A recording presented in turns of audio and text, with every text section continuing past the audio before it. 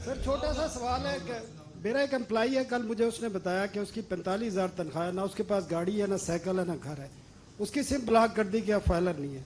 अब दूसरी तरफ मुझे ये बताएं, चेयरमैन साहब भी बैठे हैं, दुबई लीक्स आता है, सैकड़ों पाकिस्तानियों की प्रॉपर्टी जाती है। किसी में जुर्रत हुई है किसी से पूछ ले, किसी जर्नैल से, किसी पार्लियामेंटेरियन से, मोहसिन नकवी से, कि भाई आपने ये कहाँ से प्रॉपर्टी ली। एक 45,000 वाले की सिम ब्लॉक कर दी है जिसके पास साइकिल तक नहीं है। और आप जिनकी अरबों रुपए की प्रॉपर्टीज आई हैं उनसे किसी ने आज तक पूछा है, बल्कि ये मुझे बताया गया है कि एफबीआर को शटअप कॉल दी गई है कि इस तरफ देखना नहीं है। दूसरा सर, लोग देखते हैं आपके एक्शंस को, जो पॉलिटिकल क्लास है, हुक्मरान है। आपने 5,000 यूनिट बिजली फ्री दी हुई है वीवीआईपीज को, 2,000 यूनिट्स आपने गैस फ्री दिए हुए हैं, आपने गाड़ियां फ्यूल फ्री दी हुई हैं। लोग देखते हैं कि ये उधर से तो कट नहीं करते। आपने बजट में नेशनल असेंबली सेनेट के 30% बजट इंक्रीज किया, आपने पीएम हाउस का बजट इंक्रीज किया है, आपने अपने एक्सपेंडिचर पे एक पैसे का कट नहीं लगाया, ऊपर इंक्रीज किया, और लोगों पर आप बोझ डाल रहे हैं। आप कहते हैं कि सैलरी बढ़ा दी है हमने। आप कल एडवोकेसी कर रहे थे हबीब बैंक की, आप बताएं उनका एक जो गार्ड खड़ा होता है उसकी 20,000 तनख्वाह है, आप जाके चेक कर लें। आपके एमबीए 25,000 रुपए पे आपका हबीब बैंक रखता है। तो सर आप किस तरह करेंगे। और ये जो मीडिया वर्कर्स बैठे हैं इनकी 10-10 साल से तनख्वाहें नहीं बढ़ी, और ज्यादातर लोगों को कैश तनख्वाहें मिलती है मीडिया में। आज तक एफबीआर ने पूछा है किसी मीडिया से आप कैश तनख्वाहें क्यों देते हैं। एक टैक्स, लोगों के टैक्स कटते हैं, जमा नहीं कराए जाते, पूछा है एफबीआर ने। आप बातें करते हैं, आप सिस्टम ठीक करना नहीं चाहते, आप एक्शन, लोग आपके एक्शन को देख रहे हैं। ये लोग इसलिए चीख रहे हैं कि आप अपने एक्सपेंडिचर कम करने को तैयार नहीं है, लोगों को मैसेज देने को तैयार नहीं है। ठीक है जी, देखिए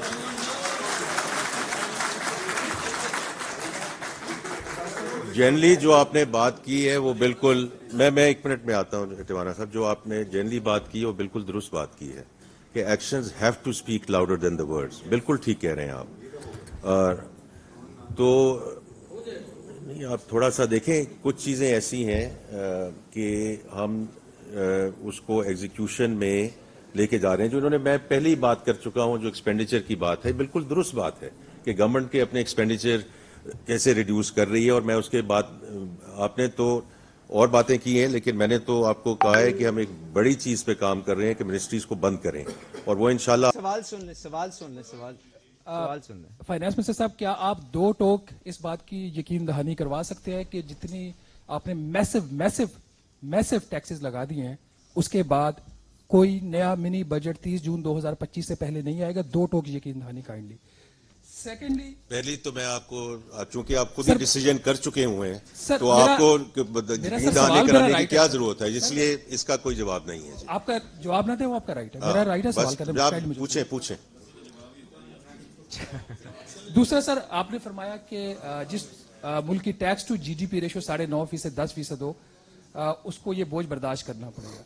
मेरा आपसे सवाल है कि जिस मुल्क की टैक्स टू जीडीपी रेशो 9.5% हो, उस मुल्क के वजीर खजाना को क्या 75 अरब रुपए का एक पार्लियामेंटेरियन स्कीम का बजट देना चाहिए? वो 75 अरब रुपया जो आपने दूध के ऊपर 50 रुपए फी लीटर लगा के इजाफी लगाया, या वो वाला ले ले, या वो 75 अरब रुपया जो हम सैलरीड क्लास के ऊपर आपने टैक्स लगा के लगाया। Thank you very much.